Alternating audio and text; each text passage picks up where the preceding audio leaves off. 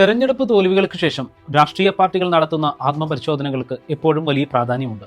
എന്നാൽ ആ തോൽവിയുടെ യഥാർത്ഥ കാരണങ്ങൾ കണ്ടെത്തുകയാണോ അതോ ബാഹ്യശക്തികളുടെ തലയിൽ കുറ്റം ചാരി സ്വയം ന്യായീകരിക്കുകയാണോ ചെയ്യുന്നത് എന്നതാണ് പ്രധാനം. നിയമസഭാ തെരഞ്ഞെടുപ്പിൽ നേരിട്ട കനത്ത തോൽവിക്ക് പിന്നാലെ CPIM കേന്ദ്ര കമ്മിറ്റിയുടെ ഏറ്റവും പുതിയ ഇലക്ഷൻ അവലോകന റിപ്പോർട്ട് പുറത്തു വരുമ്പോൾ അത്തരമൊരു സംശയം തോന്നുന്നവരെ കുറ്റം പറയാനാകില്ല.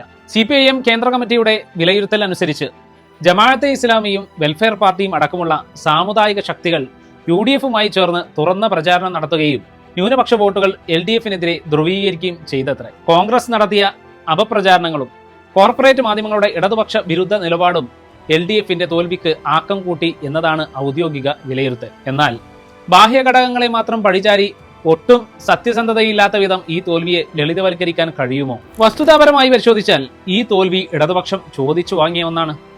80 വയസ്സോട് അടുക്കുന്ന പിണറായി വിജയൻ എന്ന ഒറ്റ വ്യക്തിയിലേക്ക് പാർട്ടിയെയും ഭരണത്തെയും ചുരുക്കി കെട്ടിയതാണ് ഈ തിരിച്ചടിയുടെ പ്രധാന കാരണം. നവീകരണത്തിന്റെയും മാറ്റത്തിന്റെയും വർത്തമാനങ്ങൾ പറയുന്ന ഒരു പാർട്ടി പ്രായപരിധി വ്യവസ്ഥകൾ പോലും കാറ്റിൽ പറത്തി ഒരു വ്യക്തിയുടെ പ്രതിച്ഛായയിൽ മാത്രം അഭയം പ്രാപിച്ചപ്പോൾ ജനങ്ങൾ നൽകിയ ശക്തമായ തിരിച്ചടിയാണ് ഈ ജനവിധി. രണ്ടാം പിണറായി സർക്കാരിന്റെ കാലത്ത് നടപ്പിലാക്കിയ ജനവിരുദ്ധ നയങ്ങളും ധിക്കാരം നിറഞ്ഞ ഭരണശൈലിയുമാണ് സാധാരണക്കാരായ വോട്ടർമാരെ LDFിൽ നിന്ന് പൂർണ്ണമായും അകറ്റിയത്. പെൻഷൻ കുടിശ്ശികകളും സാമ്പത്തിക പ്രതിസന്ധികളും പരമ്പരാഗത മേഖലയിലെ തകർച്ചയും പരിഹരിക്കാൻ തയ്യാറാകാതിരുന്ന സർക്കാർ കേവലം ജനപ്രിയ പ്രഖ്യാപനങ്ങൾ കൊണ്ട് ജനങ്ങളുടെ കണ്ണിൽ പൊടിയിടാമെന്ന് തെറ്റിദ്ധരിച്ചു.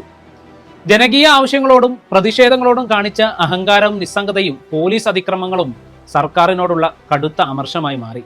എന്നാൽ ഈ കനത്ത തോൽവി അംഗീകരിക്കാനോ അതിന്റെ യഥാർത്ഥ കാരണം എന്തെന്ന് മനസ്സിലാക്കാനോ കേരളത്തിലെ സഖാക്കൾക്ക് ഇപ്പോഴും കഴിയുന്നില്ല എന്നത് ദുഃഖകരമാണ്. മുഖമടച്ചുള്ള കനത്ത തോൽവിക്ക് ശേഷവും അവർ സോഷ്യൽ മീഡിയയിലൂടെ പ്രഘോഷിപ്പിക്കുന്ന നിലപാട് കാണുമ്പോൾ കഷ്ടം എന്ന് പറയാനേ സാധിക്കുന്നുള്ളൂ. ന്യൂനപക്ഷങ്ങളെ അടക്കം ചേർത്ത് നിർത്തി എല്ലാവരെയും ഉൾക്കൊള്ളുന്ന ഒരു ആശയധാരയായി രൂപപ്പെടുക എന്നതാണ് ഇടതുപക്ഷത്തിന് തിരിച്ചു വരാനുള്ള ഏക വഴി.